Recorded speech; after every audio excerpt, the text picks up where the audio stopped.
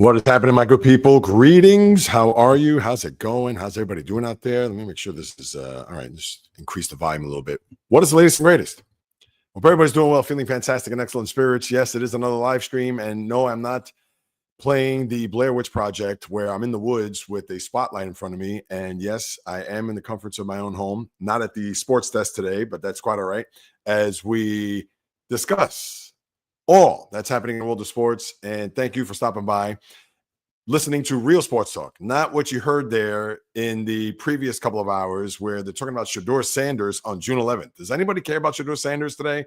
I mean, seriously, can you reach for other storylines or other topics to discuss when it comes to sports? That's why you come here, to listen to some true sports talk, to what's happening now, not what's going to happen 3, 4, 5 months from now. So with that being said, thank you so much. Let's bring up the graphics here.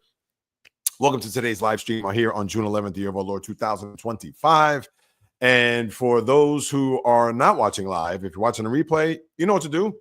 Leave a comment. Of course, please feel free. Don't be shy. If there was something that you disagree with, something that you do agree with when it comes to what it is I have to say over the next hour, hour plus, then please chat. Leave it there in the chat room, and I'll be sure to follow up with you guys and gals, because that is the one time this week, every Wednesday, high noon, that you have a chance to get at me for anything that I say, whether you dislike what I'm saying, whether you think I'm off my rocker, whether you totally agree, whether you're on board. Again, please leave a comment, because it will not go unnoticed. And for those who are in the chat room, I know my guy Val is in the room. I think I see him there.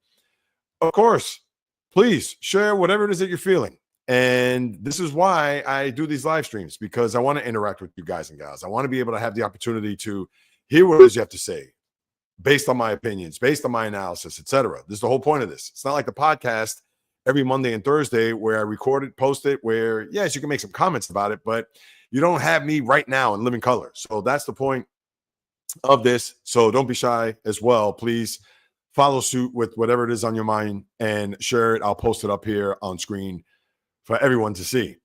Now, let's get right to it. I got a few NBA news and notes. Obviously, tonight is Game 3 between the Pacers and Thunder, and I hate to say it, this is a series that has been, in my eyes, almost forgotten.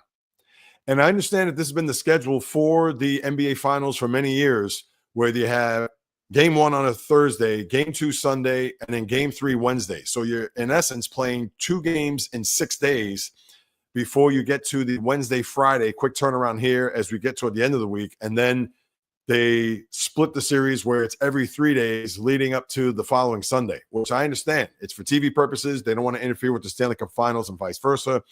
But it has become a bit of a joke. And unlike NBA Finals of years past, and I'll bring this up right now as the question, is there any interest in this NBA Final?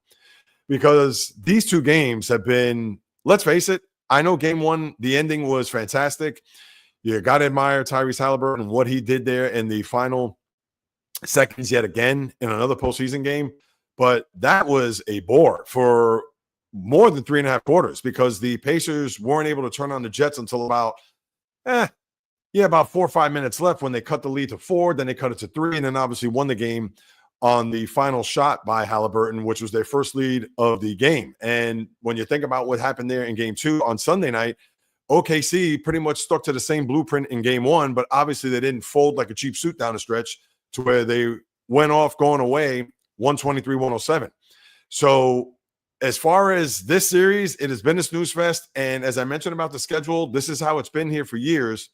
But at least in years past, you've had some enticing matchups, whether it was last year, even with Boston and Dallas. And I understand Dallas had an unexpected run to the finals, but when you have Kyrie as well as Luka Doncic with the head coach Jason Kidd, and I'm going to get to him in a minute, where you have, of course, the Celtics going for their 18th championship, or even in years past, whether it was Boston Golden State, whether it was the Lakers there, even dating back to, I'll go as far back as 2008, Lakers Celtics twice in 3 years, Lakers Orlando. All right, it was the Magic, Dwight Howard, but again, Howard was one of the top players in the sport at that time. Really, over the last 17 years, you've had 3 matchups which were kind of iffy, but even then, they were still intriguing. Whether it was 2 years ago, Denver, Miami, and I get it that Miami made it to the finals in 2020 in the bubble, but they did play against the Lakers and LeBron and Anthony Davis. So, of course, you had star power there. And then you had the Phoenix and Milwaukee of 2021, where you had Chris Paul going for his first championship. And remember, they were up 2-0 going to Milwaukee, where a lot of people thought, all right, it was chalk, a home series. And as it was, that was the case until you got to game 5, which there was a lot of intrigue toward the end of that game. And then, of course, Giannis puts up that 50-piece in game 6. All right, maybe not the 2 sexiest markets and maybe not the typical Lakers, Golden State, Boston, that type of matchup or those teams that were there to represent. But other than that, and in San Antonio, Cleveland, at least you've had some matchups over the years, whether it was Golden State playing against the Cavaliers, whether it was any of the Miami teams that played Oklahoma City, or even the Spurs in back-to-back years. You could talk about those matchups where, again, star power, magnitude, etc. And sadly, with this NBA final, you're not getting that. And you have the MVP of the league that's playing there in one SGA, Shai Gilgeous-Alexander, of course, where he's had 2 very good games. And for even he being a guy that right now is the best player in the sport, it is not attracting a lot of the viewers. Is it because of the small market? Is it because it's Oklahoma City and Indiana? Like I mentioned, if it was Oklahoma City, New York, it would be a big deal because the Knicks have not won a title in 52 years. New York is New York. What more can I say? Indiana is not going to bring that type of attraction for people in middle America who even maybe cannot stand New York. But for the sports fan, they'll know who the New York Knicks are. Not a lot of people know who the Indiana Pacers and even Tyrese Halliburton are, despite the fact of his heroics here throughout the course of this postseason. So when I take a look at how this final has very little star power other than SGA, number one. Number two, the appeal for this series is very little to none. And it's even evidenced by the ratings, because the ratings have been the lowest in many years, where game 1, you had 8.9 million watch, and I believe it was 8.7 in game 2. And you figure maybe a lot more people would have watched game 2 only because OKC was in an 0-1 hole. It's a Sunday night where everybody is home from the weekend. Hey, what's on? Nothing much else on, unless The Last of Us, nobody's watching that. That series has concluded, or any other TV show that you're going to draw. You're not going to watch Sunday Night Baseball. So you figured that would have gotten a better rating there on Sunday night. It was actually worse than it was game 1. And as I mentioned earlier, game 1 was a snooze up until the last 4 minutes of the game. So I don't know if this is going to now all of a sudden be a part of the sports fan, or even the just casual sports fan's consciousness, knowing that there's nothing else going on tonight. All right, if you want to watch a baseball game, fine, but it's not as if the hockey's on or any other sport that you're going to be drawn to. So if the NBA, they're not going to attract eyeballs to the sets tonight, and even if it's a nail biter, back and forth, tooth and nail, this is going to be one NBA final that may be forgotten. And if Oklahoma City does win tonight, then a lot of people are going to think that, well, OKC is going to win the series. So I would think tonight's game is going to be more important for Indiana to win, because they want to be ahead. They have not trailed in any of these series of the postseason. As far as OKC, remember, they were down 2-1 to Denver on the road before winning a game 4. So this is a territory where if they do lose tonight, they're going to be familiar with. As for the Pacers, that won't be the case. And even though they have the next 2 at home and they have the home court advantage, but how I look at it is that this is a very important game for Indiana tonight, because if Indiana wins, then they're going to have a good shot to win the series. That doesn't automatically mean that they're going to, but people will think that even if OKC loses tonight, they still have a good shot to win the series, whether if it's the other way around.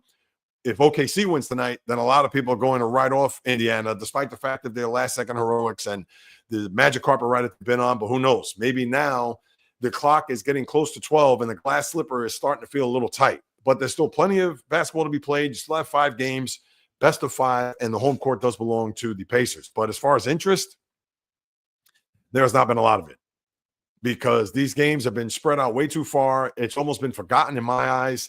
There hasn't been a lot of juice. There hasn't been a lot of excitement, unlike years past. Even Boston and Dallas, where the Celtics won the first 2 games and going to Dallas for game 3 tonight, at least you got a sense that, all right, well, let's see how Luka's going to perform on the stage. Nobody is even thinking about the Pacers in that regard, or maybe even the Oklahoma City Thunder.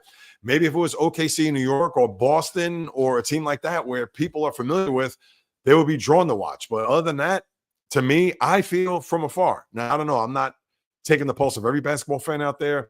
But the one thing I do know is that there has been very little interest in this series. I thought because of what Indiana did in game 1 that they were going to be able to go ahead and maybe have people pique their interest to say, hey, wait, series is tied at 1. Let's go ahead and see what's going to happen as far as how the series is going to unfold. But as I write this very second, I don't see that.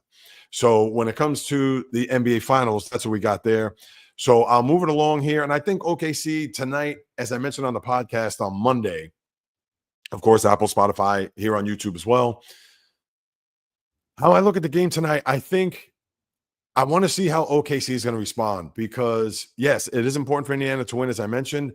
But similar to what the Panthers did in winning in Edmonton, coming home to play a game 3, I wanted to see how they were going to respond based off of that dramatic victory there in game 2 up at Edmonton. So now with OKC winning in the fashion that they did, I want to see them piggyback that win with another solid effort and maybe not a 123-107 game, but could I see a 115-108? Can I see where the game was never in doubt or they weren't in danger of losing the game?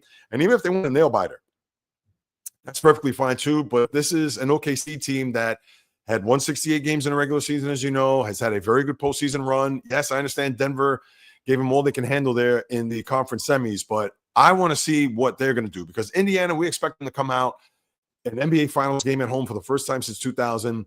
We would think that they're going to come out flying. They're going to try to do whatever it takes. So to me, this is why I'm looking at OKC. Although it's important for Indiana, I get it. But if OKC responds, especially those first few minutes with the crowd and with the hype and everything that's going to lead up to tip-off there at 8:30, I really feel that, to me, this is more important for them to win because if they do, then they have house money, at least in game 4, where if Indiana doesn't win, then obviously all the pressure is going to be on them to try to win a game 4. And I think that the Thunder will win tonight. I think that they're going to not want to be down 2-1. They know what it's like to be behind in a series and have to play a game 4 for, I'm not going to say their lives on the line, but certainly in a must-win deal because they don't want to go down 3-1 in the series if they do lose tonight. But I think OKC will have a good effort. I think they'll back up what they did there on Sunday night and once again put forth I don't want to say a championship effort, but an effort enough led by SGA and the likes of the rest of the team to a game 3 victory. All right, now let me get to this next topic because not for nothing, this has been, I mean, you can't even make this up. If you're a Knicks fan today, you have to be disgusted by how this coaching search has gone because let's face it, they didn't even need to fire the head coach. They didn't even have to go through this. But because James Dolan and the powers that be there on 33rd and 8th, where Madison Square Garden is, because they looked at this remarkable and even surprising run to a game 6 of a conference final. And for whatever the reason, whether William Wesley, a.k.a. Worldwide West, couldn't stand Tom Thibodeau, or James Dolan had to butt in, considering that they fired the Ranger coach. And being the hockey team, of course, remember, he owns the whole Garden, Knicks, Rangers, etc. So they fired the Ranger coach. So it's like, well, you know what? Hey, let's just do a complete house cleaning when it comes to our head coaches. So they fired Thibodeau unceremoniously. So now their plan, as we've seen here over the last few days, is to go after coaches that are already signed. What? What kind of plan? What kind of philosophy is that? That's almost like the single guy that's looking for love. What he's going to do is he's going to try to hit up some women that are married in DMs or try to be a matchmaker, but it's like, oh, I like her, but she's married. But you know what the hell? I'll give it a shot anyway. Are you nuts? This is what the Knicks are doing here. And to me, it just goes to show you that they have no plan. They have no idea how to even go about finding a head coach. And I understand you want to go through the retreads, the Mike Budenholzers, the Michael Malones, the Frank Vogels. You want to go that route? All right, perfectly fine because they won titles. But I understand you're bringing in a retread here that's going to have to pretty much mop up the mess left by the front office. And of course, Tom Thibodeau, who posted on Twitter today a farewell letter, a goodbye, a thank you, which I'm sure that's adding more salt to the wound than good for Thibodeau because he did not deserve his fate in how they just pulled the plug on him in his career, considering what he had done here over the last 4 or 5 years. But this coaching search, which to me, it's almost as if they're just drawing either names from a hat or they're just going after teams that already have coaches signed, a la Ime Udoka in Houston, a la Chris Finch in Minnesota, Jason Kidd in Dallas, which they've all declined. Their organizations, they said, thanks, but no thanks. So those guys are going to stand put. So now where are they going to go? Are they going to go for those aforementioned guys? They're not going to go for a hotshot assistant or rookie coach because that would be a flat-out disaster. So now, to me, the only other option that the Knicks have at this very moment, and I get it, it's going to be damage control. And we know the Knicks, they don't speak to anybody. So for the Leon Roses, for James Dolan, et cetera, they do not want to face any microphones or any cameras, et cetera. They just want to put out a statement, have a quick, tidy press conference to where they're going to introduce the new coach, whomever that may be, and then that's it. They don't want to field any questions. They don't have to deal with the media. And all they want to do is just run and hide, which is a joke because they're in the biggest media capital of the world and they have to speak to their fan base to let them know that, hey, this is what we're doing. A fan base that, if you recall, about a month ago, were on 7th Avenue climbing up light posts and traffic lights and on top of buildings going crazy thinking that they won the NBA championship. So those are the guys and gals that they have to answer to. And for me, who watches this from afar, it is a farce. There's no other way to cut it. There's no other way to slice it. It is just a flat out joke. And for the Knick hierarchy, they better get it together. And the only other guy that I think, just as I was about to say, and as much as it may be a PR disaster, granted that it's been now 11 years since he's been a head coach in the NBA, call it Mark Jackson. Bring him on board. At this point, the fan base would welcome that with open arms.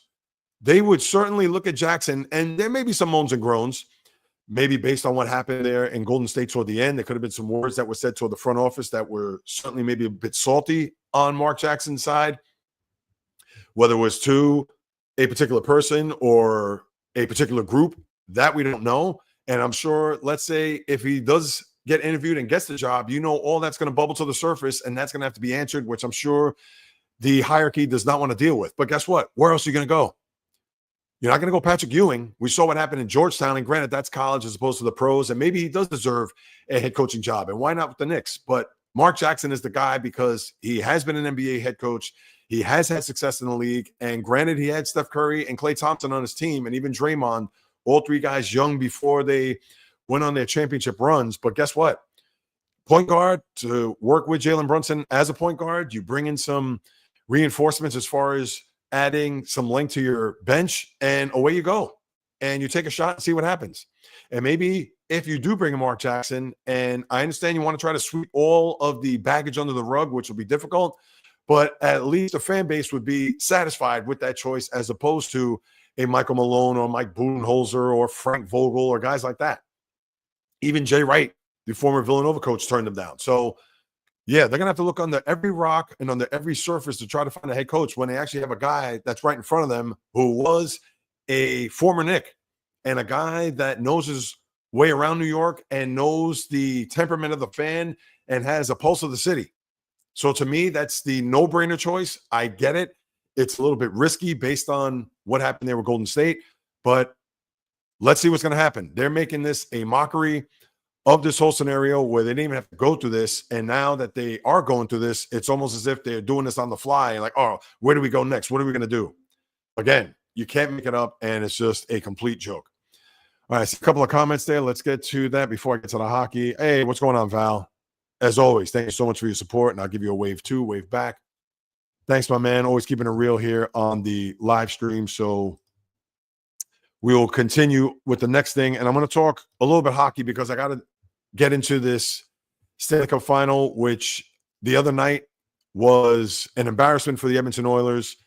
This is a team that lost a tough game 2 after winning a game 1 in overtime, game 2 in double overtime, and going down to South Florida, where I thought, as much as it was going to be on Florida to see what they would do to piggyback off of that game 2 effort, well, they certainly showed up and beat the brakes off of the Oilers, where the Oilers were off of their game. They were trying to play the Panthers game, and if you're going to do that, you're going to fail. As it was, you saw that final 6-1. You got the fisticuffs there at the end, which was a joke, and I won't even unpack that as a hockey fan or as a diehard fight fan because I'll be talking for about a half hour. But even with all that had transpired, no points from Leon Draisaitl or Connor McDavid, but I think this is a good thing for the Oilers. They didn't lose a nail biter. They didn't lose another tough game where they said, oh, we did everything right, or oh, we were just one bounce away, or the puck just squirted through, or there was a Johnny on the spot. No, none of it. That is a game that you take the film tape and throw it in the garbage. Flush it. That's it. Now, you only hope that it doesn't permeate to the point where you come out flying out of the gate and then the Panthers score first and all of a sudden the air is let out of the balloon. That's one thing I'd have to think about if you're the head coach of the Oilers, Chris Knobloch, because even if the Panthers score first and they have been able to rebound after the Panthers scored first. You saw that there in game number 2, and that wasn't a loss, I might add. But for Edmonton, having the extra day where they're going to play tomorrow night, and there's a quick turnaround from Thursday to Saturday when they fly from Fort Lauderdale to Edmonton. So when you have a situation where if you're the Oilers, you scrap that tape right now, I'm not saying that you're laying out on a beach there in Fort Lauderdale, but I'm sure they are just doing their best to regroup, get themselves together, knowing that they do have an extra day to kind of let this sit and burn inside of them, because how I look at this game tomorrow night, it is pretty much a do-or-die game, because we could go back to last year when they were down 0-3, as we know, and they came roaring all the way back to a game 7 there in Sunrise before losing that game 7. But you don't want to go to that well again. You want to be able to take the home ice back, win tomorrow. You go to Edmonton for game 5. Your building's going to be on fire. And hopefully you get a win there. And obviously this game is all about Edmonton tomorrow night. It's not about Florida. Now, would you expect Florida to go out there and almost do a carbon copy of what we saw there in game 3? Only if Edmonton is going to take sloppy, undisciplined penalties to the point where that's the game that the Panthers are hoping that Edmonton falls into that trap. And I can't see that happening 2 days in a row. Edmonton has to play their game. Yes, we know how the Panthers forecheck. We know that they're a team that is going to stand up to a lot of hits. They're going to try to run through the Oilers, as you saw there with Sam Bennett, as you saw there with a bunch of other players, just being aggressive, just being attack. And that's how the Panthers play. And when you're a finesse team like the Oilers, you cannot by any means try to match physicality. This isn't the 80s where they had Dave Semenko, Marty McSorley, Kevin McClellan, and Kelly Buchberger. Those days are long gone. You cannot play that game if you're Edmonton. You have to play your game. And yes, I know it's going to be difficult. Yes, I know it's going to be tricky. But for the Oilers, they're just going to have to try to cash in on power plays, try to get the Panthers in the penalty box. And on top of all that, when it's 5-on-5, to get those odd man rushes, to get those chances. Because what we saw there on Monday night was just, I mean, they were still in the hotel. Or maybe they were at the beach there on Sunday after their press conferences, because they were a complete no-show. So to me, this is all on Edmonton. I'm fascinated by this game tomorrow night. Obviously, this is a pivotal game to see where the series is going to go. And despite the fact that if the Oilers do go down 3-1 in the series, at least they're going back home. And although they have to play a game 6 on the road if they do win game 5, but I don't know if they want to tempt fate 2 years in a row where they came back from an 0-3 deficit to where they're going to have to come back from a 3-1 deficit just to get to a game 7. So, and the Oilers could do it. They've been very resilient throughout this postseason. I've chronicled it several times, from the opening series down 0-2 to the LA Kings to being down 1-0 in a brutal game 1 loss to the Stars and then winning 4 straight. So it's not as if they can't base their experience or go to the well to think that, oh, well, hey, we know what it's like to be down in a series, or we know that this is how we have to play, or this is how we're going to regroup, etc. I don't have any doubt that the Oilers will not reach from their pool of experience to think that, hey, we know how to play. This isn't a young team. This isn't a team that doesn't know their way around a Stanley Cup final. They know damn well what they've gotten themselves into, and especially with the opponent, because they played them last year, and here they are on the same stage this year in a pivotal game 4. And I think the Oilers are going to win. I think they're going to find a way. They found a way all postseason. Why would I think that's going to be different? Yes, it's going to be a big-time challenge because the Panthers, they're the type of team that they know what it takes to win. They have the horses, and they have obviously all of the DNA and the metal that you could ask for from a team that has the Stanley Cup hardware in their back pocket. So I think Edmonton, they're going to find a way. Now, Stewart's going to have to play better. He was atrocious in the game the other night, giving up that goal when Corey Perry scored to make it 2-1. He gave up a terrible goal there. And, yeah, even the opening goal, he was flailing where Brad Marchand got it to the back of the net. So let's see. He can only play better at this point. Hopefully he doesn't get rattled, and he reverts to the form that you saw there in that Dallas series and even in the previous series that we saw against LA, because he did not play in the Vegas series. That was more Calvin Pickard. So that's what I have there with the hockey. And let me see, I got a comment here. Val, who will be the next head coach? The next Knicks head coach? It's tough. I mean, I think I said Mark Jackson only because where else are you going to go, Val? I mean, it's a situation where they try to reach out to guys who already signed the contracts. I mean, what's next? They're going to hire Joe Mazzulla or try to reach out to the Celtics? Now, of course, they're not going to do that considering they just beat the Celtics in the conference semis, but that's my point. They're going after coaches that are already signed, and they think because they're the Knicks and they think because of the tremendous upside that they had coming off of this playoff run that, oh, yeah, anybody want to come to New York. That is not the case. And obviously, you got to deal with the owner. You got to deal with the pomp and circumstance there. Everything's under lock and key and secrecy. So if I had to take a guess, though, it's tough. I mean, they may go the safe route with Mike Malone and guys like that. If anything, I would probably go more with Malone. He's more the recent guy. Should I go with Budenholzer? I mean, it's tough.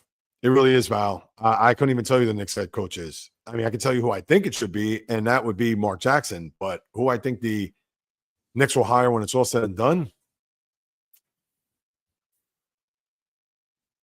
it's a toss-up. I can't even tell you. That's how bad it is because of the way that they've handled this coming out of the gate, where I don't even know if they've reached out to the Mike Malones, the Budenholzers, the Frank Vogels of the world. So, yeah, it's tough for me to even answer that right now. So, I'm sorry I couldn't give you an answer, but yeah, that's what I have. Now, let me get to this topic because other sports talk shows and other podcasts, and I get it. People want to talk about the NFL because the NFL reigns supreme. It is the shield, the impenetrable one, as I like to say. But when other sports shows are talking about Shedeur Sanders on June 11th, they got to find something else to do. Because for the kook, and maybe I've thought about this too when I think about the diehard fans that come to not only the live stream, but if you're listening on the podcast every Monday, Thursday, Apple, Spotify, jreels.com, of course, YouTube at jreels. I'm going to call you my kooks, my reels kooks. I know it doesn't have a good ring, but if you're a sick sports fan like I am, S-I-C-K, do you really want to hear about Shedeur Sanders? Seriously?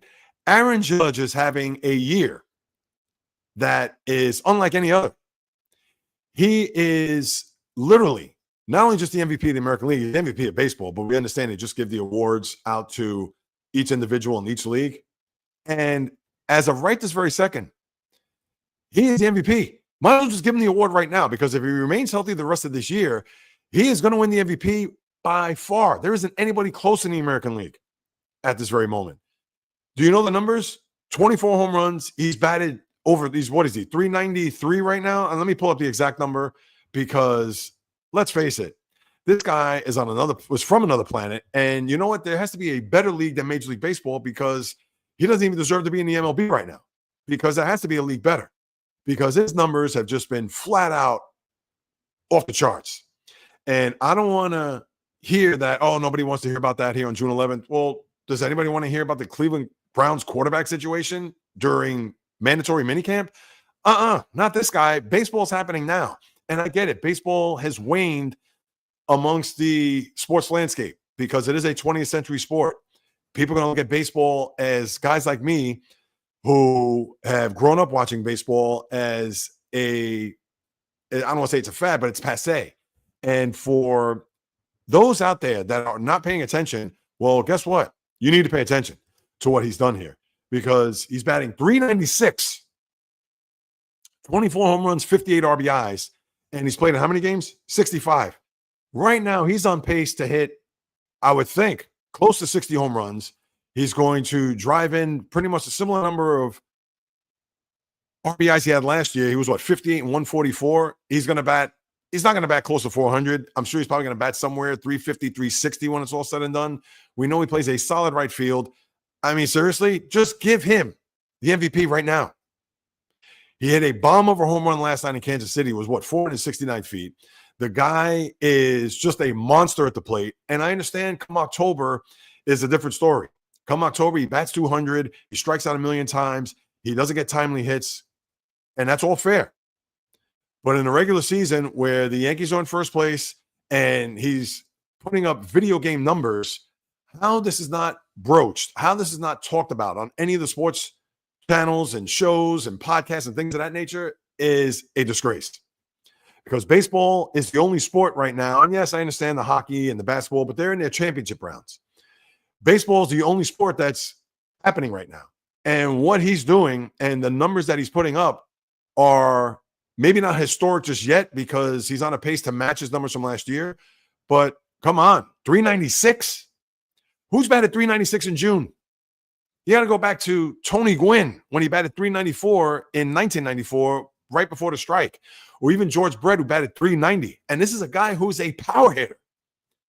Power hitters don't hit 396. Power hitters are usually, even a good power hitter, they're anywhere between 260 to 280.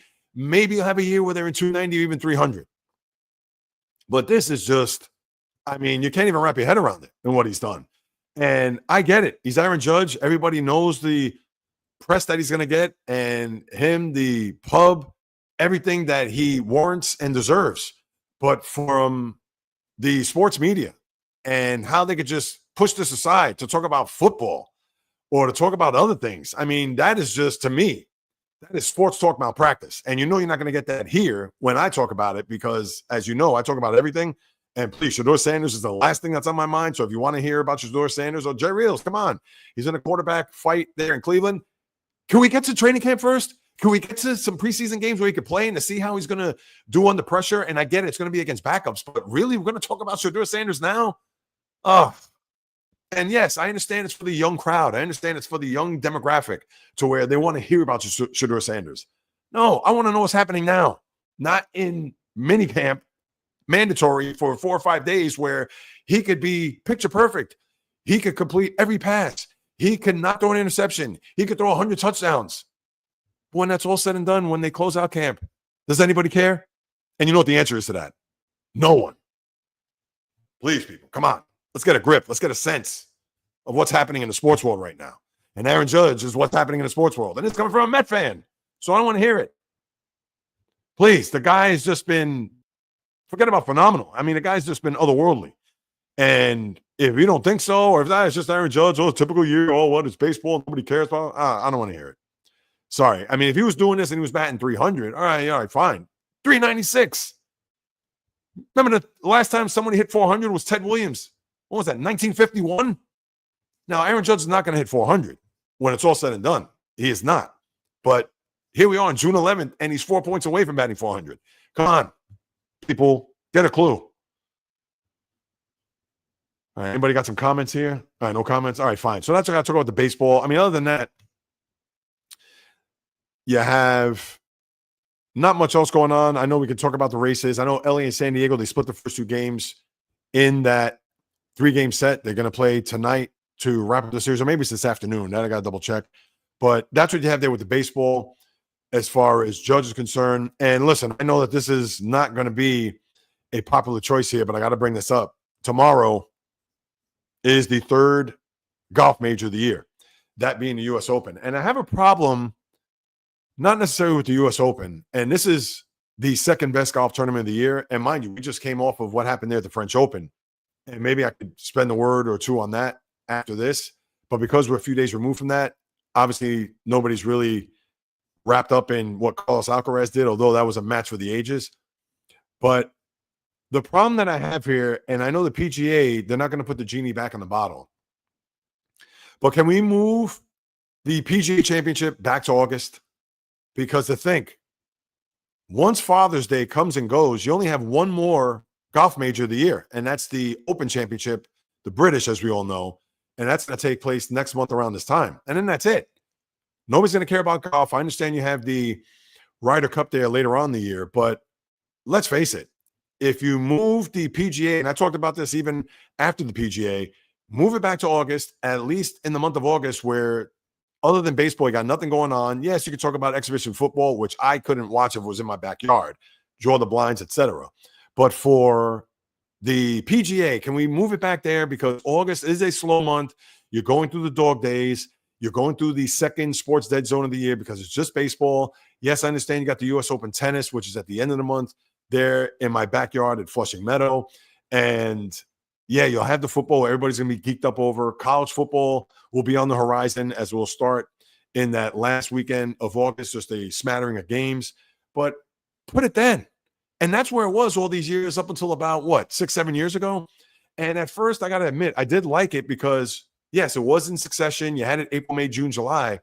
But the PGA, which, as we all know, is fourth out of all the major golf tournaments, because it is the Masters, it is U.S. Open, it is the British, and then the PGA.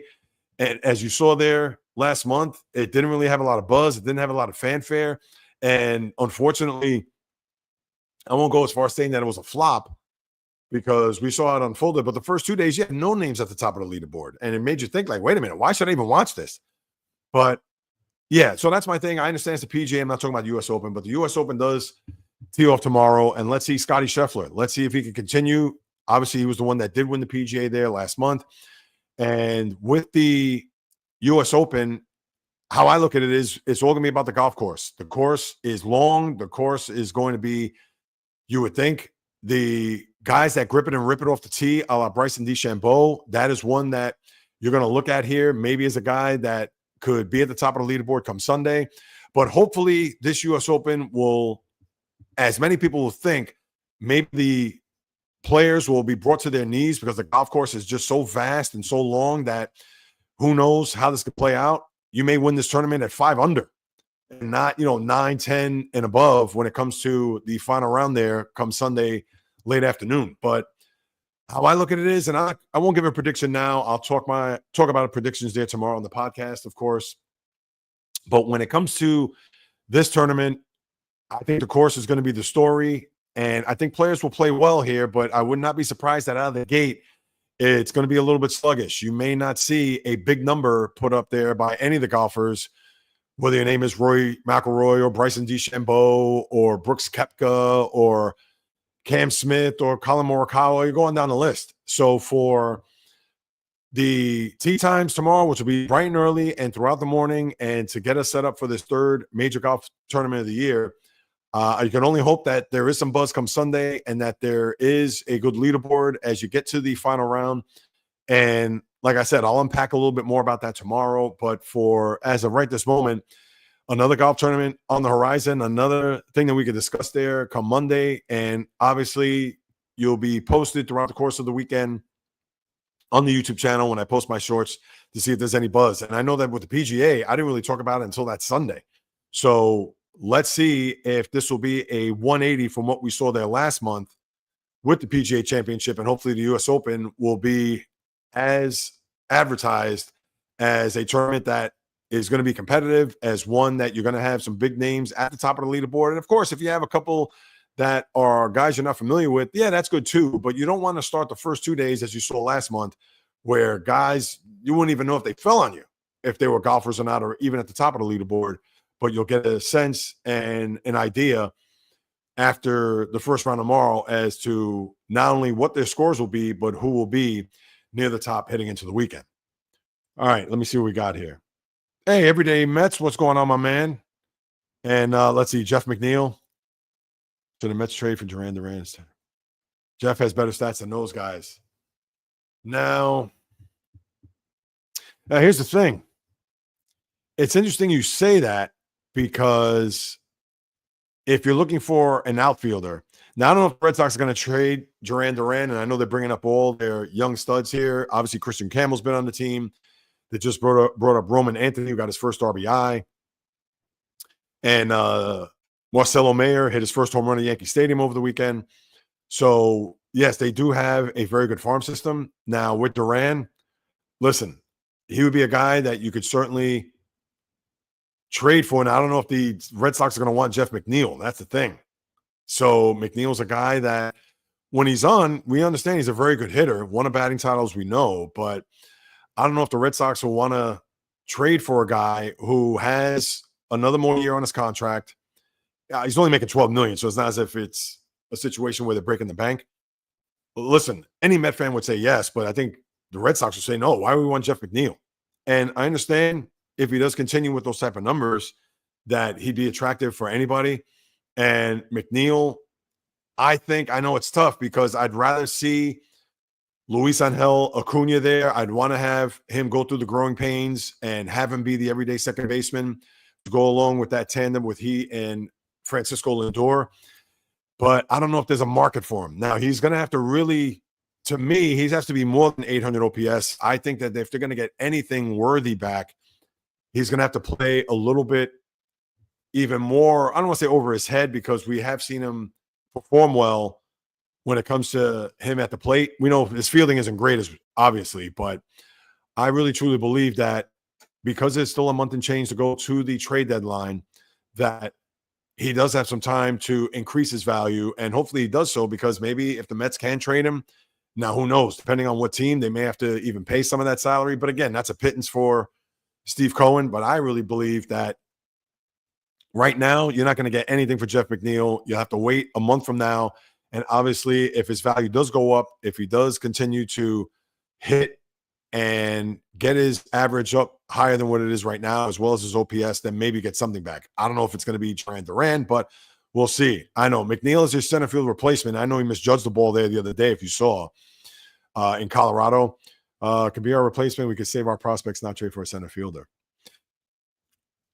Yeah, I get that. And I'm sure teams are going to want Ronnie Mauricio.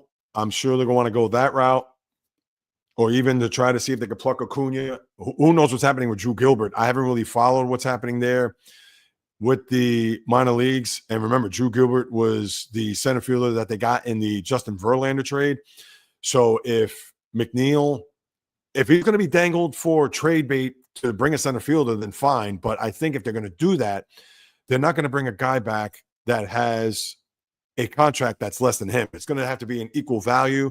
Now, Cedric Mullins is a good guy, and maybe that, and I don't even know what his contract is. It's probably a little bit more than McNeil right now, but Mullins is a left-handed stick. But again, do the Orioles want Jeff McNeil? I think if you're an Oriole fan, even with your season just now starting to, not now, but their season is certainly going out to sea, considering that they've underachieved big time this year. But if you're going to get Cedric Mullins, you may have to give up more than Jeff McNeil.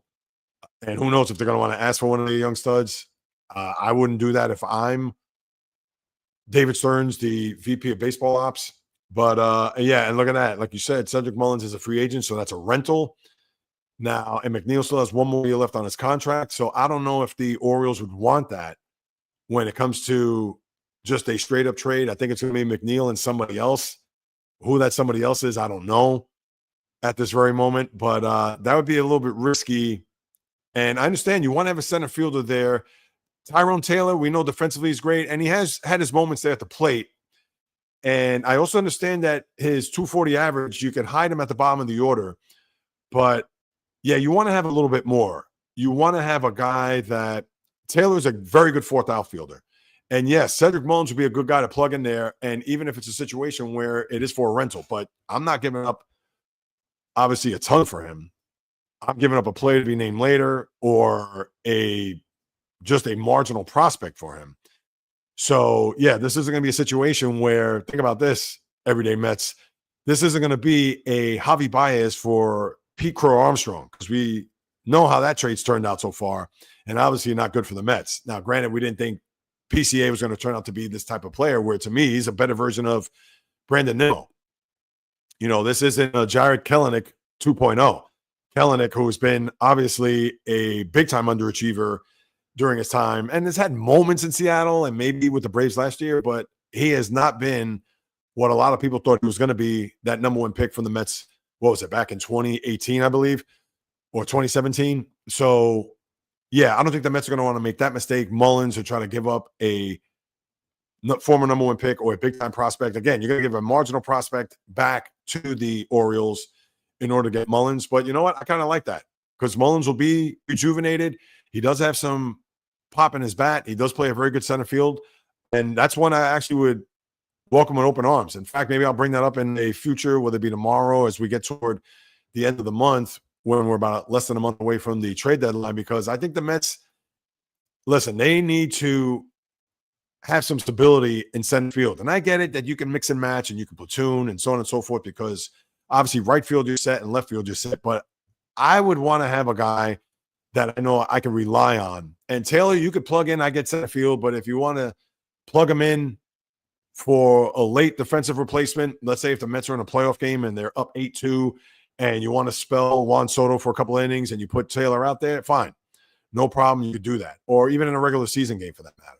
But yeah, I do like the thought of Mullins being on that team, knowing that he is a free agent after this year, a guy that maybe could catch lightning in a bottle, and then hopefully that he could, for all of his knowledge and being a bona fide major leaguer, that a change of scenery for him, and not that it's bad or that bad for him, because the Orioles have had some success other than this year, but I actually do like that idea. But who they give up, obviously that's another story. All right, let me see what I have left here. I believe that's all I have here with the golf, so on and so forth. Yeah, if you have any last thoughts in the chat room, people, I mean, unless there's anything developing here when it comes to what's happening in sports, let me check some headlines here.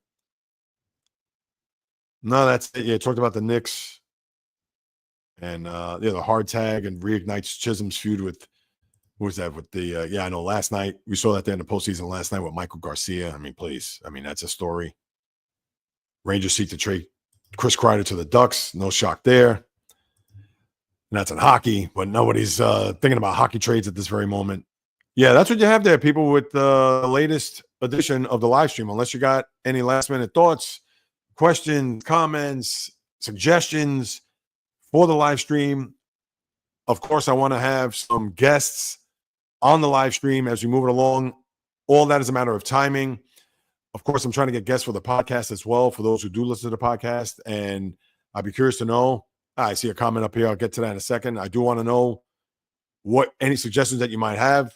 Please run them across the table or in the chat room. I'll be more than happy to post it and see what you guys and gals think. Because again, I do this for you guys and women too. I cannot just all of a sudden think that there's no women that are watching this. This is all inclusive here, people. So when it comes to any questions, comments, whatever, obviously you could follow up here after the live stream or hit me up on any of my socials, Instagram, TikTok, Facebook, the J Reels podcast, or on Instagram, J Reels, Twitter, X, or just Twitter, J Reels 1, just the number, the J Reels podcast at gmail.com. Of course, the old fashioned way if you want to hit me up with a question, comment, suggestion, etc. So please do that there. Or if not right now, and let's see, Everyday Mets. Would you trade for Mike Trout and the Angels and send 50% of his 180 favor? That's risky too because of his injuries, man. I mean, how about taking 70 cents on the dollar, not 50? He is the epitome of a high risk, high reward guy, because Trout, when healthy, we know what he's capable of. Now, mind you, he's what, 32, 33 years of age? $185 million and 5 more years left, I think he has. It's a lot. And look, so you're going to pay what, 90 million of that? And then not only that, but who you're going to trade. Now, here's the thing. What's interesting about that proposal, Everyday Mets, if, let's say the Mets were going to entertain that, the Angels are going to want the sun, moon, and stars back. And mind you, the Mets could counter by saying, well, wait a minute. He has not remained healthy over the last few years, so he's not reliable in that regard. Number two, I get it that you're going to pay 50% of this contract, and I obviously you got to give up something to get something, but I'm not giving up Ronnie Mauricio. I'm not giving up Brandon Sproat. I'm not giving up guys like that, or even Christian Scott, who I understand is Tommy John right now. I'm not giving up any big time prospects, and there's no way that if I'm the Mets, I understand you got to give up something, but I don't know if I'm going to be quick to bring back a guy who cannot stay healthy, and then you're going to give up half of the farm, not the whole farm, in order to bring what Mike Trout has done in his career as opposed to what he could or may do. And I don't know if I would do that. If they're going to take 70, 75%, I may even think about that. And if that's the case, if they're going to pay that much, then they're going to have to give up a lot back, because if they give up 50%, it's interesting because let's say if the Mets did that trade and they took the whole contract back, then they could say to them, well, we're not giving up our big prospects. Where 50%, they're going to have to give up a prospect or two. And if they're going to pay more of it, then they're going to want and demand more prospects. So I get it that the more they're paying on the dollar, the more they're going to want back. So maybe I'd stick with 50%, but it's still to pay a guy $90 million over the next 5 years. And I understand Steve Cohen has more money than God. And I also understand that he can afford a mistake or two here along the way. Just look at Robinson Cano. And I understand that wasn't on his watch. That was more Brody Van Wagenen and the Wilpons. But you also have to think that you have to be responsible. You have to look at his injury history. And even if it is going to be 50 cents on the dollar, you still know you got to pay this guy on top of crossing your fingers to hope that he doesn't pull a calf or a hamstring or his knee starts barking, because that is just going to be one of the worst trades the Mets could ever do. I mean, and that's sorry. I'd have to stay away right now if I'm a Met fan. That's why Cedric Mullins makes more sense, because he's a guy that is a veteran, is a solid major leaguer, and he's coming here not to try to be the man or he could just fit in. And because of the lineup, you bat him sixth and add some length into that lineup, I'm sure he could do some damage after the Sotos, Alonsos, etc. So to me, I'm more on board with that than Trout. I understand it's enticing, but to me, it's too much of a risk. All right, what is this you wrote here? Did you see the FA and female Yankees fan host was due to play in Colorado? No, I did not see that. Yeah, isn't she the overnight host, Daniel McCartan? I know the name. I remember her being on the weekends too. Hey, my guy Brent, I'll get your comment in a second. First of all, I did not see that comment. And if she's going to say that, I mean, come on. Danielle should know better than that. So for her to just come out and say that his recent success was due to playing in Colorado, all right, there may be some truth to that. But what did he do last night? Last night he was at home against his former team, and obviously he had a big game. So I just can't look at what he did in Colorado. I can see if he did an 0 for 4 last night with 2 strikeouts. Then I could say, all right, there's truth to it. But I can't just think that his recent success is all based on Colorado, because then explain to me what happened last night at home in a game that had to come from behind. They were down 4-2 and they won the game. And Soto played a part in that. So, yeah, I think that's a little bit too strong on McCartan's part for her to say that. So, and then Brent, my guy, good afternoon to you. I think FIFA World Cup exhibition starts this week as the World Cup is fast approaching. Well, the World Cup is next year, but it is fast approaching because it will be here before you know it. And I'm going to have to talk about the World Cup as we get closer, because obviously it's going to be played in North America, Mexico, Canada, as well as obviously here in the States. And the championship game, I believe, is in MetLife next year. So, yeah, I'm glad you brought that to my attention, because that's something I'm going to have to keep on my radar. I just won't poo-poo it or push it aside, considering it is going to be played on American soil. And even though over the years it's been played overseas, but I've kept my fingers on the pulse. We know about the last World Cup and what the great Lionel Messi did, especially in the championship game when the Argentinians won. So, yes, I'm glad you put that on my radar, because – and where does it start this weekend? If you could throw that in there, Brent, I'd be curious to know. And how long is this exhibition going to be? Is it going to be throughout the summer? Now, this isn't qualifier. This isn't to qualify for the World Cup. I mean, obviously it's exhibition, so I would say no, but I would think they're going to have to play a bunch of rounds to see who qualifies. I know the USA will automatically qualify, which is a good thing, because off the top of my head, I don't even think I think they did play last World Cup. I should know that off the top of my head. But with North America hosting, US is automatically qualified, so that's a good thing. I mean, I don't know how good they are. I don't know if they're going to be a team we all know when it's USA versus the world, they are somewhere ranked in the middle. They are certainly not anything close to one of the top teams in the world. They're not the Brazils, they're not the Argentinas, they're not the Germanys, they're not the Frances, they're not the Italys, even though Italy hasn't made the World Cup in the last two, I believe, which is, I mean, mind-boggling when you think. So, of course, they're not going to be of that ilk, but who knows? I mean, I don't know which players. Again, soccer isn't our sport. And even though they're very good men's soccer players, but you're talking about very good to the elite, to the great soccer players, which are littered in various countries throughout this globe. So, yes, as much as we could think or even hope that the U.S. could qualify to a point where we get to a quarterfinal, and that would be a big achievement for the USA soccer team. But, yeah, I have to say that I have not paid attention to it until now, since you brought it up, Brent. So thanks for doing so. And yeah, I'll keep it in mind. But again, that's not until next year, 2026. And I'll certainly, as we get closer into next year, and maybe I'll have a spot on, maybe I'll get somebody to discuss it, because even me, as much as I need to be up on it and educated and have all my I's dotted and T's crossed, I have to make sure that